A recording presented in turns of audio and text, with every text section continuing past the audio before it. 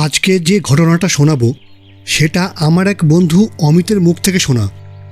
তার অভিজ্ঞতা সে আমার সঙ্গে বলেছিল, সেই ঘটনাই আজ আপনাদের বলবো। আমার বন্ধু অমিত মুখার্জি বাসিন্দা ছিল কলকাতার দমদম এলাকায়। সে বরাবরই সরকারি চাকরির পরীক্ষা দিত। অবশেষে সে একটি প্রাইমারি স্কুলের শিক্ষক পদে নিযুক্ত হয়। তার পোস্টিং হয় শহর থেকে দূরে শিমুলগঞ্জ নামক একটি গ্রামে। সেখানকার প্রাথমিক বিদ্যালয়ের শিক্ষক হিসাবে সে যোগদান করেছিল। দমদম থেকে প্রতিদিন স্কুলে যাওয়া সম্ভব নয় বলে সে ওই শিমুলগঞ্জ এলাকাতেই একটি ঘর ভাড়া নিয়েছিল। সেখান থেকেই সে স্কুলে যাতায়াত করত।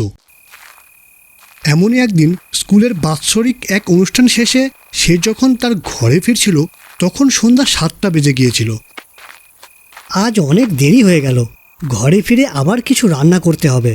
এক কাজ করি, যাওয়ার পথে যে মুদিখানা দোকানটা পড়ে সেখান থেকে 2টো ডিম কিনে নেব। আজ রাতে ডিমের ঝোলই রান্না করা যাক।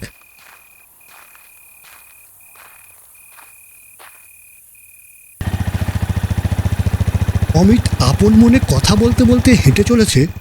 এমন সময় সে লক্ষ্য করল কিছুটা দূরে আরও একজন ব্যক্তি রাস্তা দিয়ে হেঁটে চলেছে। এমন সময় পেছন থেকে গাড়ির হর্ন শোনা গেল। অমিত দেখল একটা বাস আসছে তার পেছন থেকে। সে কিছুটা সরে গিয়ে হাঁটতে লাগলো রাস্তা ধরে। বাসটা তাকে অতিক্রম করে গেল প্রচণ্ড গতিতে, কিন্তু এর পরক্ষণেই অমিত দেখল বাসটা প্রচণ্ড গতিতে গিয়ে ধাক্কা মারল সামনের ওই ব্যক্তিকে। ব্যক্তিটি চিৎকার করে ছিটকে পড়ল বাসের সামনে এবং বাসটা তার গতি না থামিয়ে সোজা দ্রুত গতিতে বেরিয়ে গেল। অমিত সঙ্গে সঙ্গে দৌড়ে গেল সেই আহত ব্যক্তিটির কাছে।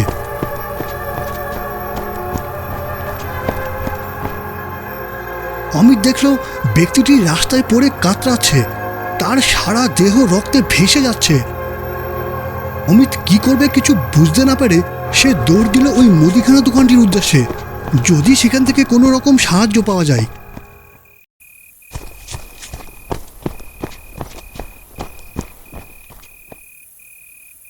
এই যে দাদা, শুনছেন?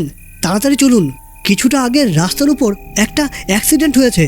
একটা বাস এক ব্যক্তিকে চাপা দিয়েছে। ওই ব্যক্তি রাস্তায় পড়ে রয়েছে, যন্ত্রণায় ছটফট করছে। তাড়াতাড়ি চলুন। দোকানদার সঙ্গে সঙ্গে অমিতের সঙ্গে চলল।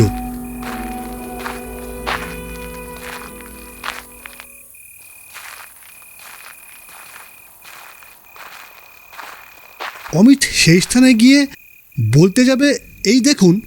এমন সময় অমিত দেখে যে স্থানে অ্যাক্সিডেন্ট ঘটেছিল সেখানে কোনো ব্যক্তি আহত অবস্থায় পড়ে নেই, এমনকি রাস্তার উপর কোনো রক্তের দাগও নেই। এটা দেখে অমিত আশ্চর্য হয়ে যায়। এটা কি করে সম্ভব? তাহলে সে কি কিছু ভুল দেখল? কিন্তু সেটাও সম্ভব নয়, কারণ সমস্ত ঘটনাটা ঘটেছিল তার চোখের সামনে। এই স্থানেই তো অ্যাক্সিডেন্ট হয়েছিল, এখানেই তো সেই আহত ব্যক্তি লুটিয়ে পড়েছিল। কোথায় গেল সে? আপনি আমাদের এখানে নতুন এসেছেন, তাই তো দাদা? হ্যাঁ, আমি এখানে নতুন। এখানে এই প্রাইমারি স্কুলের শিক্ষক হিসেবে এসেছি। আপনি একজন শহরের শিক্ষিত ব্যক্তি, আপনি কি আর এসব বিশ্বাস করবেন? আসলে আপনি যেটা দেখেছেন সেটা সত্যি নয়, মানে এটা আজকে ঘটেনি। মানে আপনি কি বলছেন কিছুই বুঝতে পারছি না। আপনি একটু আগে যে ব্যক্তিকে দেখেছেন দুর্ঘটনার কবলে পড়তে, তিনি কয়েক মাস আগেই এখানে একই রকম ভাবে বাসের নিচে চাপা পড়ে পথ দুর্ঘটনায় মারা গিয়েছেন। তারই আত্মা বারে বারে একই সময়ে এই ঘটনা ঘটিয়ে চলেছে এখানে। আমাদের এসব জানা, আপনি আর এখানে দাঁড়াবেন না, তাড়াতাড়ি বাড়ি চলে যান। এইসব কি বলছেন? এখনকার দিনে ভূত পেতে কে বিশ্বাস করবে? এসব আবার হয় নাকি? দোকানদারের কথা অমিত বিশ্বাস না করলেও সে নিজের চোখে যেটা দেখেছে কিভাবে সে সেটা ব্যাখ্যা করবে বুঝতে পারল না। যাই হোক, সে আবার নিজের ভাড়া বাড়ির দিকে রওনা হলো।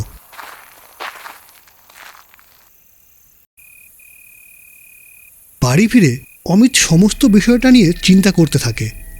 সে মনস্থির করে ওই দোকানদারের কথা মতো সে আগামীকাল ওই রাস্তায় সন্ধ্যার পর একই সময়ে আবার বিষয়টা পর্যবেক্ষণ করে দেখবে যে ঘটনাটি পুনরায় ঘটে কিনা।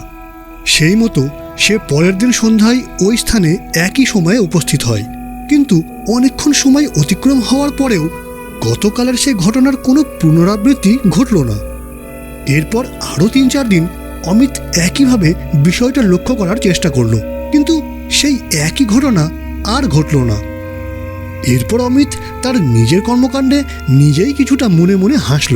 তারপর নিজে নিজেই বলল, আমি সেদিন সত্যি হয়তো কি দেখেছিলাম। এর কিছুদিন পর অমিত একদিন তার কলকাতার বাড়ি থেকে শিমুলগঞ্জের ভাড়া বাড়িতে ফিরছে সেই সন্ধ্যার সময়। হঠাৎ করে অমিত চমকে ওঠে। পথ চলতে চলতে অমিত কিছুটা দূরে দেখে সেদিনকারের সেই ব্যক্তি আবার রাস্তা দিয়ে হেঁটে চলেছে, কিন্তু ইনি যে সেই ব্যক্তি সেটা বুঝতে অমিতের কোনো অসুবিধা হয় না। এমন সময় হঠাৎ অমিত শুনতে পারে বাসের হর্ন। সঙ্গে সঙ্গে অমিতের পাশ দিয়ে ছুটে চলে যায় বাসটি এবং সজোরে গিয়ে ধাক্কা মারে পথ চলতি ওই ব্যক্তিকে। প্রচণ্ড চিৎকার করে ওই ব্যক্তি মাটিতে লুটিয়ে পড়ে এবং বাসটি সামনে কিছুটা গিয়ে কোথায় যেন শূন্যে অদৃশ্য হয়ে যায়। এবার সত্যি সত্যি কিছুটা ভয় পেয়ে যায় অমিত। সে সঙ্গে সঙ্গে লোকটির কাছে এগিয়ে যায়।